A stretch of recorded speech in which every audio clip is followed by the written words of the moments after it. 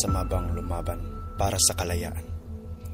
Masama bang ipagtanggol ang bayan laban sa pang-aabuso at pang-aapi? Masama bang magsalita para sa mga takot mga tuwiran?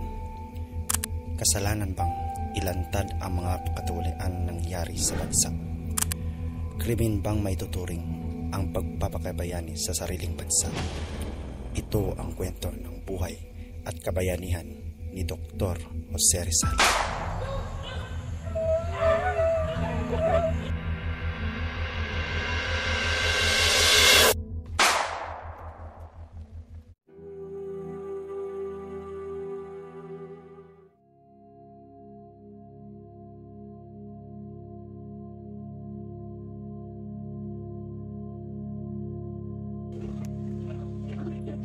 Nanay, kailan po ba darating ang aming bagong kapatid?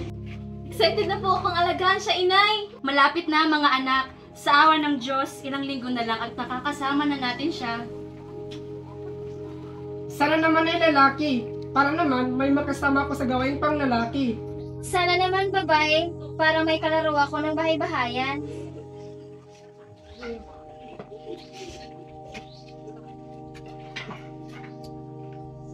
Kamusta ka, Chudora? Ayos ka lang ba? Oo, Francisco, ayos lang ako. Ang mga bata ay excited na sa pagdating ng kanilang kapatid. Ako rin. Sana maging malusog ang ating anak. Sa tingin ko, kapag lalaki yan, magiging kasing-kisig namin yan ng itay. Asus! Kung kasing-kisig lang din naman pala ang usapan, di ka kasali doon, Pasyano. Sisa, di ba ang bilin ko sa'yo, tawagin mo na sila at tayo'y kakain na? Halina po kayo, inay, itay, yung mga kapatid, at tayo'y kakain na.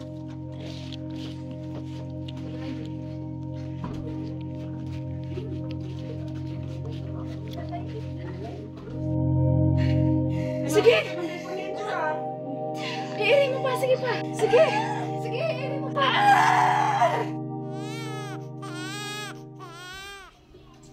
Chudora, isang malusog na sanggol ang iyong anak! Maraming salamat po.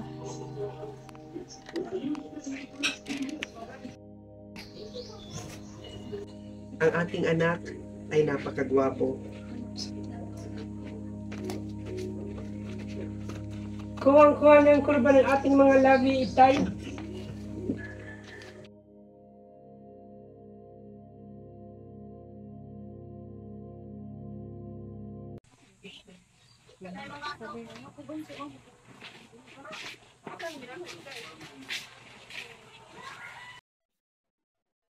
Francisco at Eudora, dala ninyo ang iyong anak upang binyagan at tanggapin sa banal na simbahan.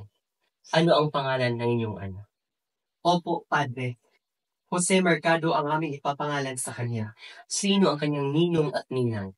Si Padre Pedro Casañas lang po. Jose, sa pamamagitan ng tubig niya ito, ikaw ililinisin sa iyong kasalanan at tatanggapin sa sambayanan ng Diyos. Sa ngalan ng Ama, ng Anak, at ng Espiritu Santo. Amen. Naway lumaki ka isang mabuting bata, Jose. At maging isang lalaking may puso sa Diyos at sa bayan.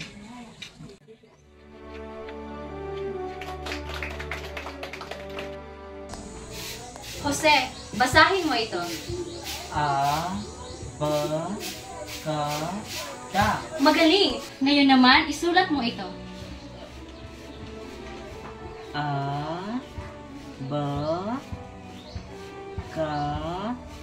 Da. Ang galing mo naman, Pepe. Sa bata mong edad, di ba kahusay mo na magbasa? Alam niyo mga anak, ang edukasyon ay mahalaga. Mas mabuting mag-aral kayo ng mabuti at makapagtapos at may maayos na kinabukasan. Oo nga po, nanay. Gusto ko makapagtapos at maging guro. Ate Nining, tingnan mo, ang ganda ng ginuhit ko. Oo nga, ang ganda. Ang galing mo talaga, Pepe. Ano naman ito? Ibon po, lumilipad sa langit. Oo nga, parang lumilipad. Ang galing mo talaga, Pepe. Anak ko! Bakit mo kami iniwan? Diyos ko. Bakit mo ito ipinahintulot?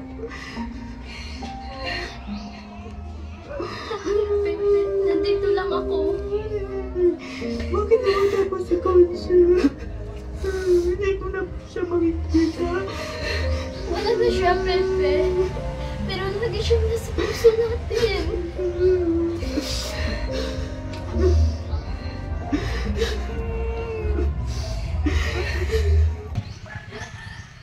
Pepe, handa ka na ba sa ating pag-iensayo? Opo, Tito Manuel. Pero bakit po tayo may hawak na kahoy? Ito ay para sa ating pagsasanay. Kailangan mong maging malakas at maliksi. Ang isip at katawan ay dapat magkatugma. Pepe, subukan mong gayahin ang aking mga galaw.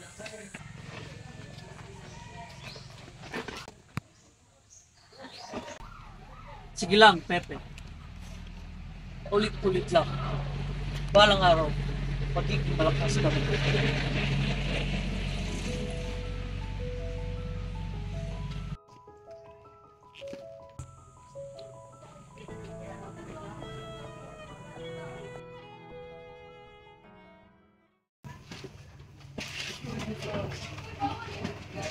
Ang galing mo naman gumuhit, Pepe. May talento ka talaga. Salamat po, Tito Manuel. Huwag kang mahiya. Ipagpatuloy mo lang ang iyong pag-ensayo.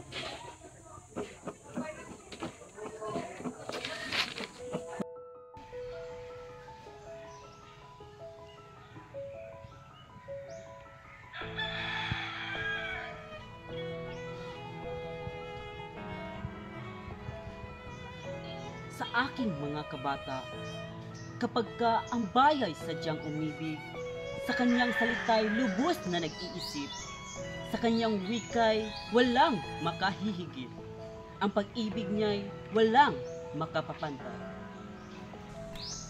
Sana magustuhan ng mga taong aking tula.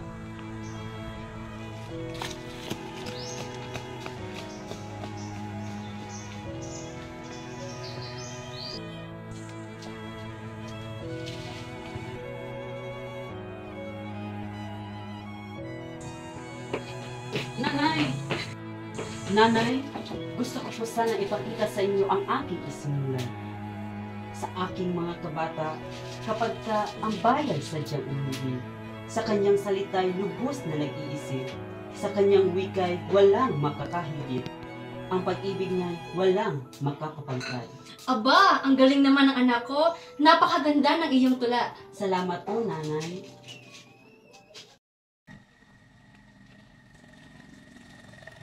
Kuya, malayo pa ba tayo? Malapit na. Nakikita ko na yung simbahan ng Binyan.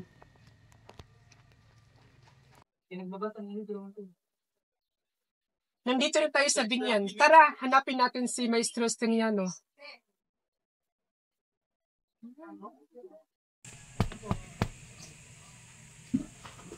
Magandang araw po. Kami po ay mga mag-aaral ni Maestro Steniano. Ako po si Pasiano at ito ang aking kapatid na si Jose. Ah, kayo pala yun. Pasok kayo. Hinihintay na kayo ni Maestro kasi niya, no?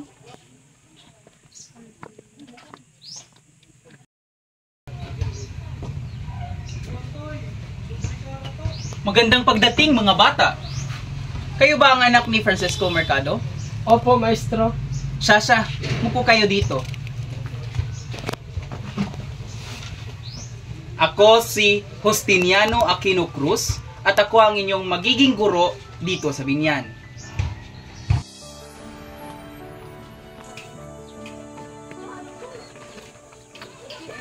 Huwag kang kabahan, Pepe. Sigurado ako magugustuhan mo dito. Sana nga po, Kuya. Magandang araw po, Maestro. Magandang araw din sa inyo. Narito na pala kayo. Maraming salamat, Pasiano, sa paghatid sa iyong kapatid. Walang anuman po.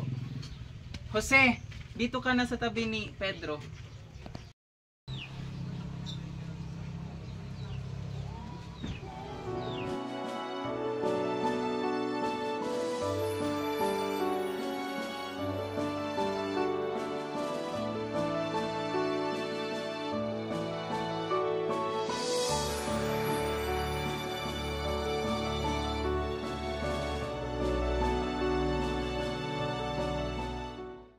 Mga bata, Maaari na kayong lumabas para mag-merienda. Maraming salamat po, Ginoong Cruz.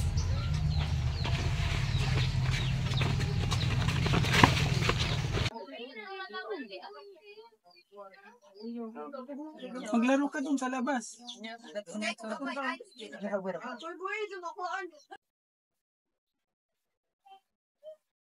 Magandang araw. Ako nga pala si Sen. Ako si Pedro. Hoy Pedro, bakit mo kinakausap yan bago na yan dito? Oo nga, baka mas magaling yan sa atin. Tara, subukan natin kung gano'n siya kalakas.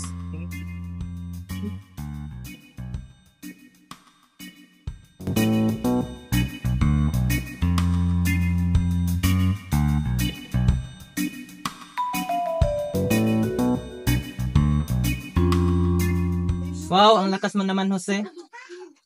Oo nga, natalo mo pa si Pedro. Salve Regina, Mater Misericordiae, Vita Dulcedo, et spes nostra salve. Ano ba yan, Pepe? Bakit ibang wika yung binabasa? Ito ay Latin. Ito ang wika ng mga sinaunang Romano. Ang galing mo naman. Paano mo natutunan yan? Sa tulong ng aking guro at sa aking sipag sa pag-aaral. Ad clamamus, exulis felice. Pepe, may sulat ka. Maraming salamat po. Galing kay Ating Nining.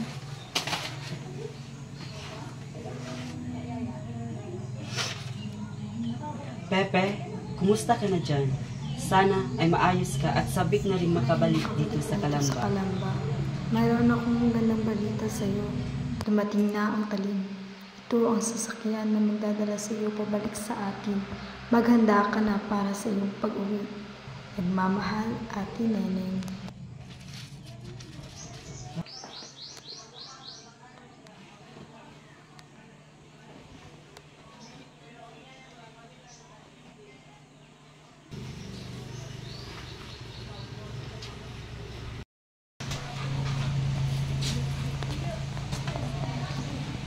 Dumating na ang talim. Makakauwi na rin ako.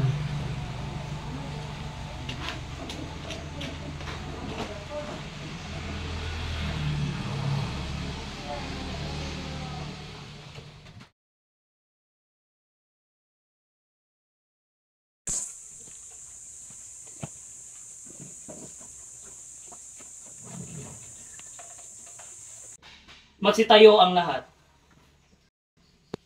Mga mamayan ng Pilipinas, laban kay Dr. Jose Protasio Rizal Mercado E. Alonzo Riolonda. Ang nasasakdal ay nahaharap sa korteng ito salang rebelyon, sedisyon at pagbabalak na masama laban sa bansang Espanya. Siya ay sinampahan ng Kastilang otoridad sapagkat di umano'y nasasangkot ang nasasakdal sa pakikipagsabuat mga kasapi ng katipunan sa pag-aaklas laban sa pamamahala ng Espanya. Ngayon, ay maaari nang ibigay ng prosekusyon ang kanyang panig. Tinatawagan ko sa kumang ito si Attorney Enrique D. Alcocer upang tumayo sa harapan at magbigay ng kanyang panig. Gracias, Senyor. Ngayon, ay sasabihin ko sa iyo, Dr. Rizal, bilang bahagi ng iyong karapatan, ang mga ebidensya laban sa iyo. Una, sumulat si Antonio Luna kay Mariano Ponce na nagpapatunay ng iyong koneksyon sa kampanya para sa reforma sa Espanya. Pangalawa, sumulat ka sa iyong pamilya na nagsasabing mabuti ang pagpapatapon dahil hinihikayat nito ang mga tao upang maghimagsik. Pangatlo, sumulat si Marcelo del Pilar kay Diodato Arellano na nagpapatunay na may kinalaman ka sa propaganda laban sa Espanya. Pang-apat, sumulat ka ng isang tulang pinamagatang kundi man na naghihikayat ng himagsikan. Panlima, sumulat si Carlos Oliver sa hindi matukoy na isang tao na naglalarawan sa iyo bilang isang taong magpapalaya sa Pilipinas. Ika-anim, isang dokumentong masonika na nagpapatunay sa iyong mapanghimagsik na serbisyo. Ika-7, isang sulat na pinirmahan ng isang di masalang na nagsasaad na ikaw ay naghahanda ng isang lugar na maaaring tuluyan ng mga lumalaban sa Espanya. Ikawalo, sumulat si Dimasalang sa isang di matukoy na organisasyon na humihingi ng tulong rito para sa paghihimagsik. Ikasyam, isang di kilalang sulat na tumutuligsa sa pagpapatapon sa iyo. Ikasampu, isang sulat ni Ildefonso Laurel sa iyo na nagsasabi ikaw ang tagapagligtas ng mga Pilipino. Ikalabing-isa, isang sulat ni Ildefonso Laurel din para sa iyo na nagpapaalam sa iyo tungkol sa pagpapatapon ng gobyerno kina Doroteo Cortes at Ambrosio Salvador. Ikalabing-dalawa, isang sulat ni Marcelo del Pilar kay Don Juan Tenluz na nagre-rekomenda ng pagpapatayo ng isang espesyal na organisasyon. Ikalabing-tatlo, isang kopya ng talumpati ni Emilio Jacinto kung saan nakasaad, "Mabuhay ang Pilipinas! Mabuhay ang kalayaan! Mabuhay si Dr. Rizal!" Ikalabing-apat, isang kopya ng talumpati ni Jose Toriano Santiago kung saan nakasaad, "Mabuhay si Jose Rizal! Kamatayan sa mga manlulupi!"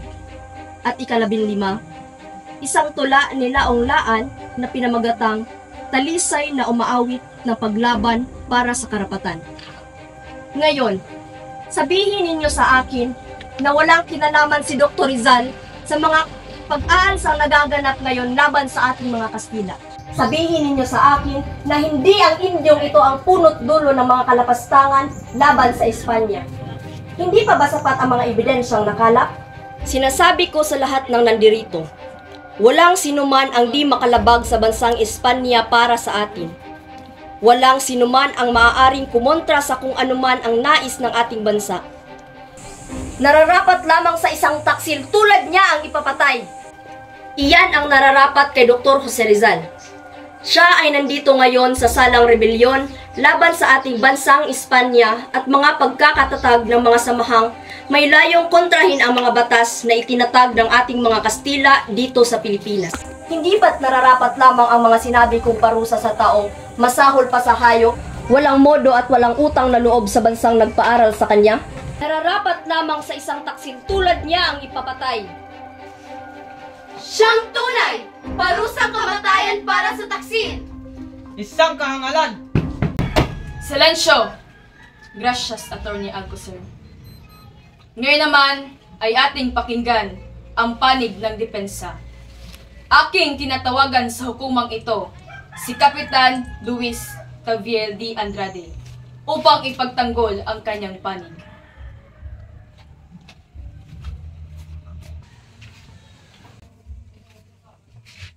Gracias, señor. Buenos días a todos. Soy Teniente Luis Taviel de Andrade, ang manananggol sa nasasaktan na si Dr. Jose Rizal. Sa maraming taon, ang pangalang Rizal ay naging simbolo ng hindi mabilang na rebelyon. Siya rin ay naging simbolo ng mga karaing ng mga tao at ngayon ay nabinbin siya sa mga panganib ng kamatayan. Ano ba ang naging kasalanan niya? Nagsabi ba siya sa harap ng madla ng pagkamuhi o paglaban sa Espanya? Nagdeklara ba siya sa madla ng kaniyang paghiwalay sa rehimehen ng Espanya? Idineklara ba niya sa harapan ng simbahan at ng Espanya na lumalaban siya sa kapangyarihan ng mga ito? Hindi. Bago niyo sa husgahan, tingnan niyo muna inyong mga sarili. Ang nais lamang ni Rizal ay pagiging pantay ang pagtrato ng mga Kastila sa mga Pilipino. Hindi dapat kayo magpadalos-dalos sa pagbibigay ng parusa na hindi karapat-dapat sa nasasakdal. Gracias, Kapitan Taviel. Ngayon ay binibigyan ng pagkakataon ang nasasakdal upang magbigay ng pagmuli niyang depensa. Gracias, senyor. Naipatapon ako sa dapitan at nanatili doon ng 4 na taon. Sa buong panatili ko doon ay walang ibang inisip kundi ang kalagayan ng aking pamilya at ikakabuti ng aking bayan. Pinagbuti ko ang panatili sa dapitan at sinikap kong maging produktibo. Nalaman kong kailangan ng Espanya ng isang doktor na tutulong sa Cuba upang tumulong sa mga biktima sa digmaan. Dali-dali akong sumulat kay Gobernador General upang magboluntaryo. Ngunit ito ang nakuha kong kapalit. Nakakalungkot isipin na may mga taong sumantala sa aking katahimikan sa dapitan at ginamit ang aking pagkawala upang idiin ako. Ngayon ay dinidiin ako sa loob ng korte na ito dahil sa mga paratang at mga kasalanan na pinupukol sa akin. Isa lang ang alam kong nagawa kong kasalanan. Iyon ay minahal ko ang aking sariling bayan. Kasinungalingan ang ibinibintang nyo sa akin. Wala kayong konkretong ebidensya at tanging mga liham at inyong mga galit lamang ang nagtutukoy sa aking pagkakasala. Wala rin akong kinalaman sa mga pag-aaklas at hindi ko rin alam na ginamit ang aking pangalan sa kanilang aktibidad. Ngayon ay papatunayan ko ang aking pagiging inosente batay sa mga puntos na ito. Unang-una, wala akong kaugnayan sa rebelyon dahil ako pa mismo ang nagpayo kay Dr. Pio Valenzuela noon sa dapitan na huwag pagpatuloy ang himagsikang pinaplano ng katipunan. Pangalawa, hindi ako nakipagsulatan sa mga elementong radikal at revolusyonaryo. Pangatlo, ginamit ng mga revolusyonaryo ang aking pangalan nang hindi ko nalalaman. Kung ako ang may sala, di sana'y tumakas na ako sa Singapore. Pang-apat, kung may kaugnayan ako sa revolusyon, di sana'y tumakas na ako at sumakay ng isang bintang moro at di na sana nagpatayo ng tahanan, ospital at bumili ng mga lupain sa dapitan. Panlima, kung ako ang pinuno ng revolusyon, bakit hindi ako kinonsulta ng mga katipunero?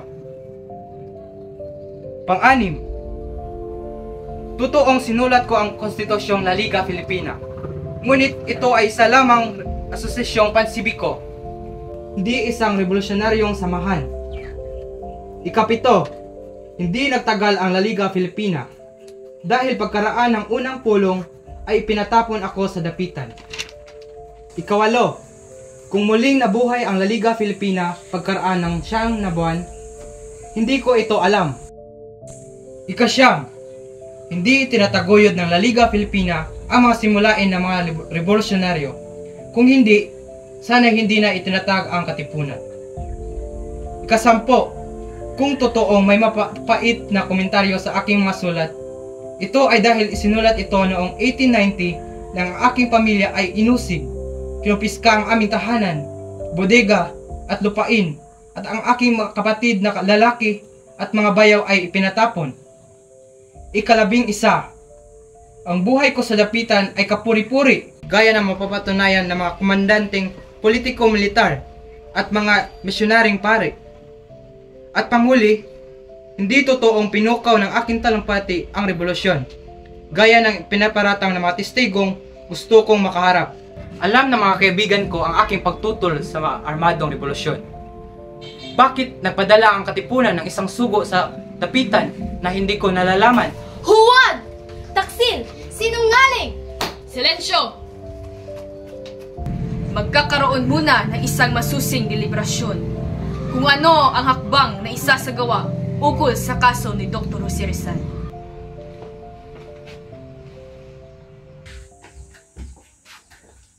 Hindi natin ito dapat pagtalunan pa. Kailangan hatulan ng kamatayan si Rizal dahil sa kanyang krimen na ginawa. Sang-ayon ako dyan. Panahon na upang tuldukan ang mga hibagsikan laban sa atin. Ngayon, parehas pala ang ating nararamdaman ukol sa kasong ito. Itutuloy ko ang sentensyang kamatayan ni Rizal. Gobernador Polavieja, Kapitan Dominguez, sumasang-ayon ba kayo sa desisyon namin ito? Abay, oras na upang tagalin sa ating landas ang Indio na yan. Parusang kamatayan para sa isang taksil para kay Dr. Jose Rizal, isa siyang banta sa ating kapangyarihan.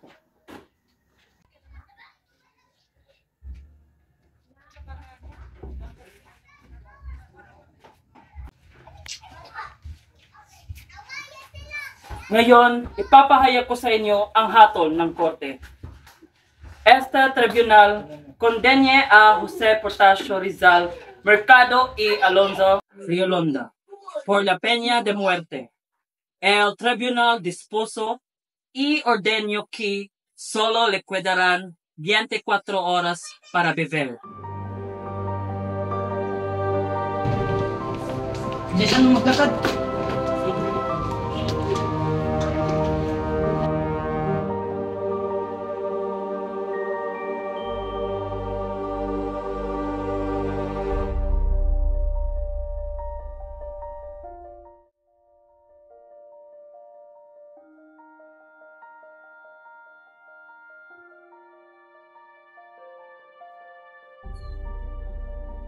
Puta! Animales! Aba! Mahusay ka pala magmura. Mga hayop sila, hindi man lamang nila pinakinggan ang ating mga sinasabi. Hindi makatarungan ang paglilitis ng hukuman. Ginagamit lamang nila tayo. Hindi ko alam kung bakit ka nagkakaganyan. Eh ako naman ito mamamatay. At talaga nakapagbibiro ka pa? Ayoko na. Magbibitiw na ako sa lahat ng tungkulin sa gobyerno. Babalik lamang ako sa Espanya. Nakakahiya. Hiyang-hiya ako sa iyo. Bakit, Taviel? Sapagkat isa akong Kastila. Hindi ka isang Kastila, Taviel. Magkaparehas lamang tayo. Mag-ingat ka, Taviel.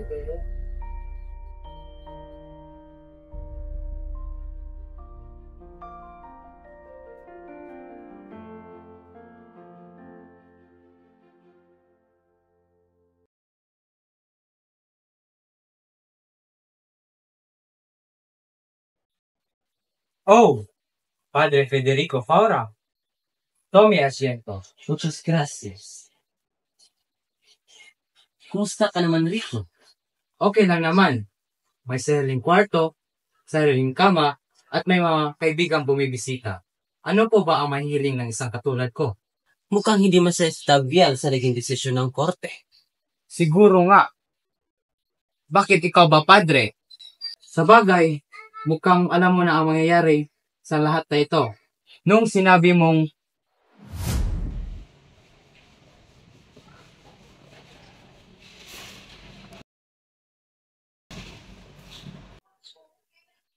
¿Escribes esta novela? Sí. ¿Por qué? Parece que estás luchando contra el gobierno español. Creo que perderías tu vida por escribir esto.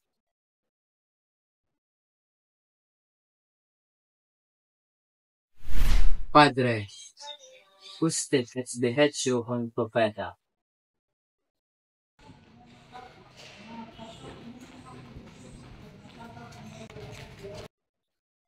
Maaari ko bang makausap kahit sandali ang gobernador tungkol po ito sa aking anak si Jose Rizal? El gobernador no tiene tiempo. Pakiusap! Sa kanya nakasalalay ang buhay ng aking anak. El gobernador no tiene tiempo. Gobernador! Gobernador! Gobernador! El gobernador no tiene tiempo. Ina!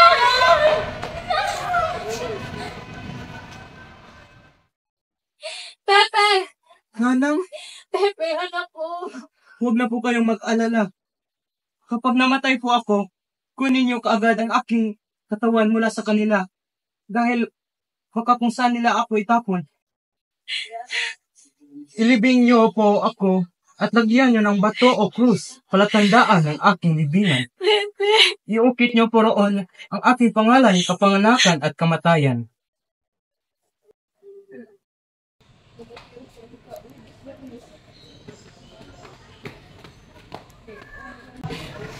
Ana. Pepe!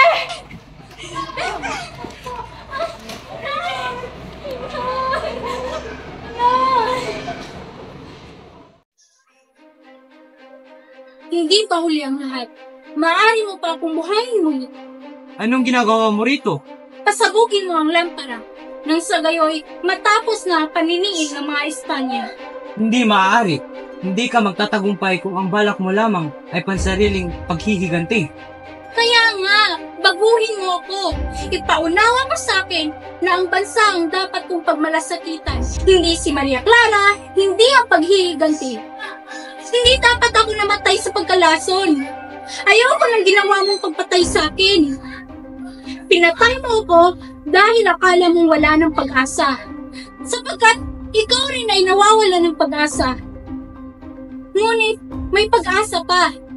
Mababago pa natin ang lahat. Kailangan mo lamang magsulat muli. Subalit, paano kung hindi ko na kaya pang magsulat. Paano kung wala na talaga akong maaaring masabi? Paano kung wala nang natira? Naubos ko na ang lahat sa dapitan. Paano kung ang lahat ay nasira ng aking pagkakabilanggo? Paano kung kagaya mo, matagal na rin akong patay? Paano? Hindi marahil, tama nga sila. Isang krimen ang ginawa mo. Isa kang traidor, sapagkat sarili mo lamang ang iyong iniisip. Nararapat ka lamang na mamatay. Ikaw, buong buhay ko, wala ka nang ginawa kundi ang husgahan ako. Pati na ang mga sulat ko. Kinuha mo na ang lahat sa akin. Pero hindi mo pa rin kilala ang tunay na ako. Ibinigay ko na ang lahat ng kaya kong ibigay. Bakit pati ang buhay ko? Pwede ba, hayaan mo naman ako, nang sa ganun, makita mo naman kung sino talaga ako.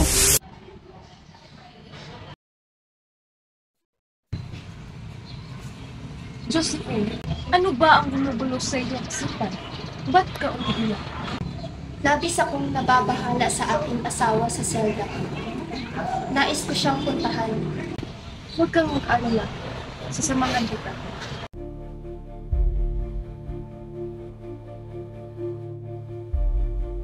Josephine! Tome asiento.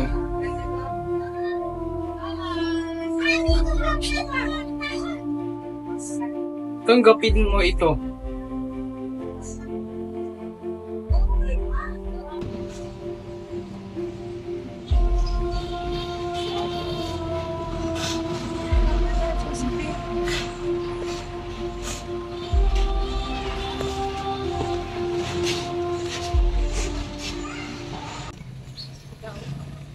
Handa na ako, Javier. Kaibigan, huwag kang matakot. Ayos lang naman ako. Tanggapin mo ito upang nang sa ganun ay hindi mo ako makakalimutan. Salamat. Ngunit sa pamilya mo na lamang ito ibibigay. Napakarami ng alaalang na ibigay mo sa akin.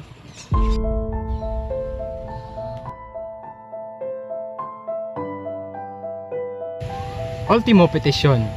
Puedo hacer frente al pelotón de falseamiento. Imposible! No puedo conceder tu petición.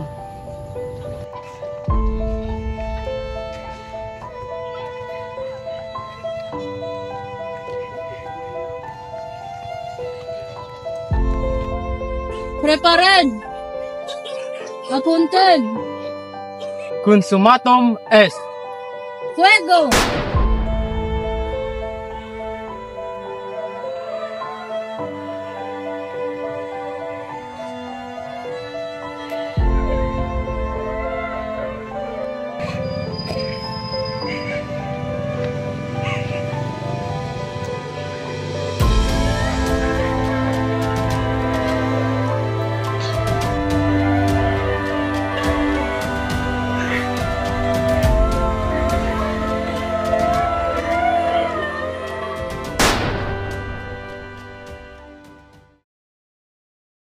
Yo muero cuando veo que el cielo se colma y al fin anuncia el día tras lóbrego campo.